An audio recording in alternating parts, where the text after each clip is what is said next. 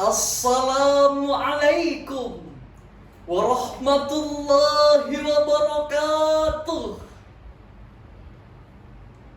Alhamdulillah.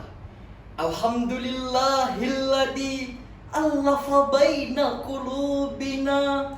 Wassalatu wassalamu ala nabiyil mustafa wa ala alihi ahli sidqi wal wafa. وانتم انت نصيبي نور يا حبيبي غيرك ما بشهدا اللهم صل على نبينا المصطفى بعدد من صلى عليه اللهم صل على نبينا المصطفى بعدد من صلى عليه. Amma ba'du. Dewan Hakim yang arif dan bijaksana, hadirin sebangsa dan setanah air yang kami banggakan. Indonesia adalah negara yang besar dengan jutaan keberagaman dan kekayaan alam yang melanglang buana.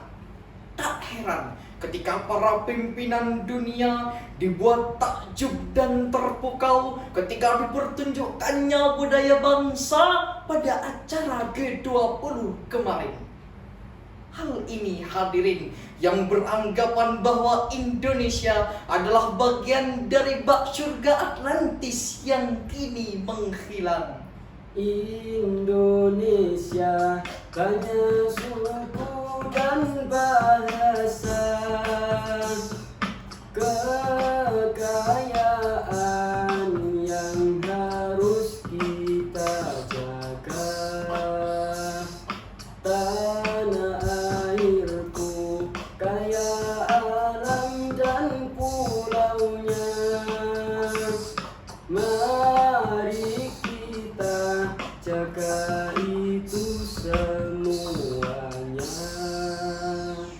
Namun waktu demi waktu terus berlalu, hari demi hari terus berganti, berbagai terjadinya kasus yang sungguh memprihatinkan. Berbagai redaksi yang ada di dalam Al-Quran seakan-akan saat ini mulai terjadi kenyataan dan terrealitakan di era modern saat ini.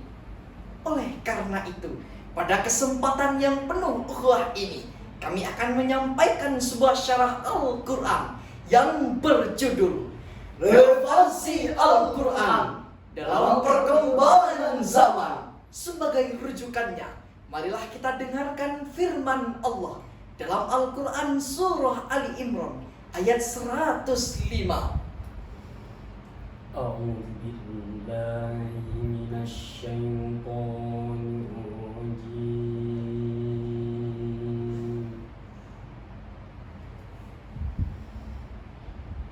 Bismillahirrahmanirrahim.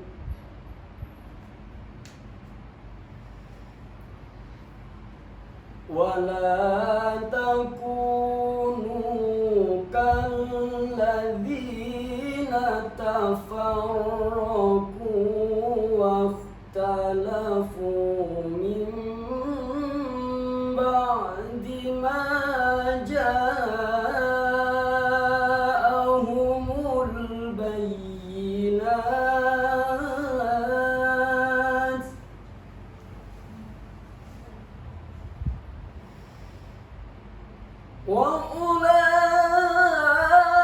وأولئك لهم عذاب عظيم.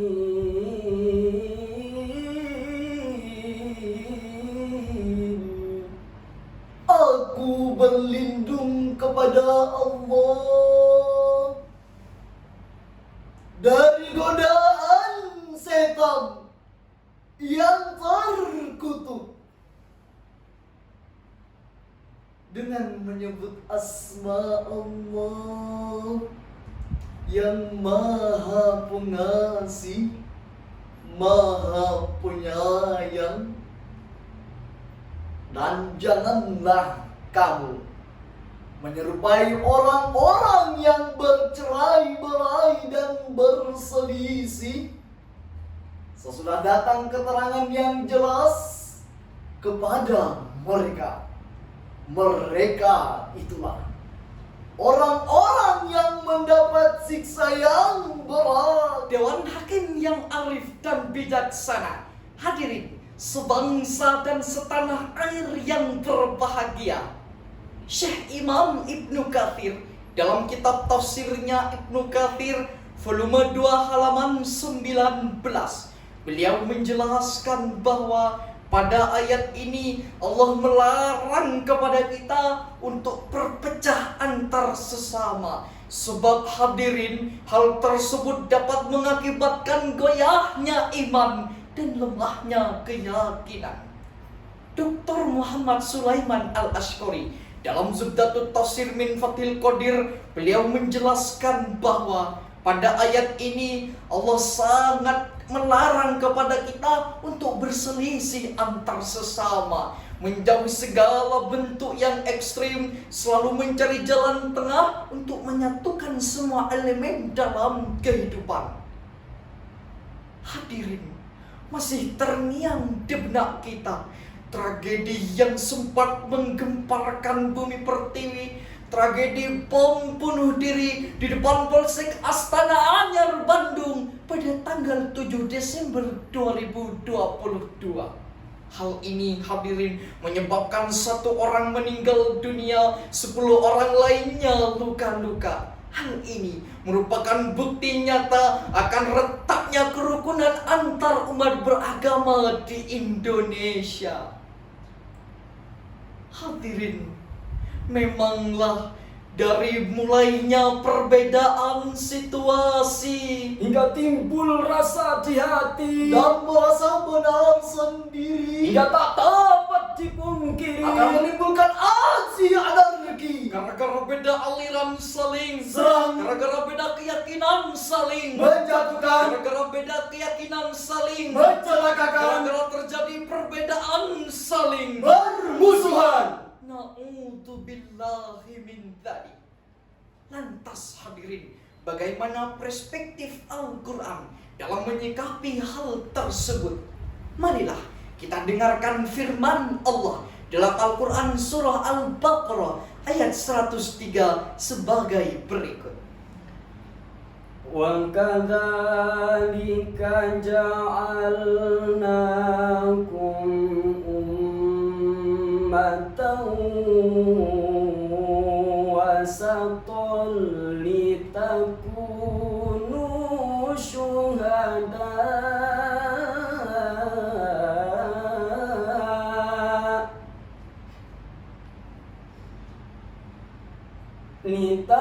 litakunu syuhada